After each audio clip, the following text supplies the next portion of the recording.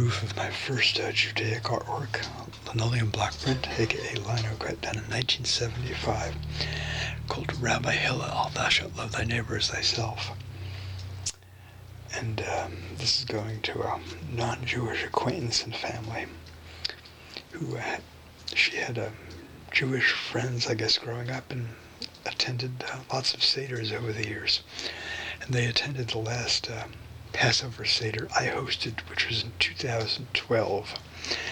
The next year at the exhibit at Seattle Central Community College, she, her husband, 2 kids who are both now grown, came by the exhibit, and there's video footage of them talking about a work in the show which they collectively decided was their fave. I don't think their father was there at the time, who I had first met in the probably in the early to mid-1980s when I was working at the Central Downtown Library at Seattle Public Library. All right, enough Hakana Chinik, that's Yiddish.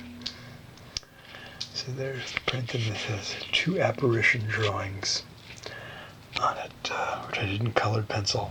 The delish holy gefilte over here.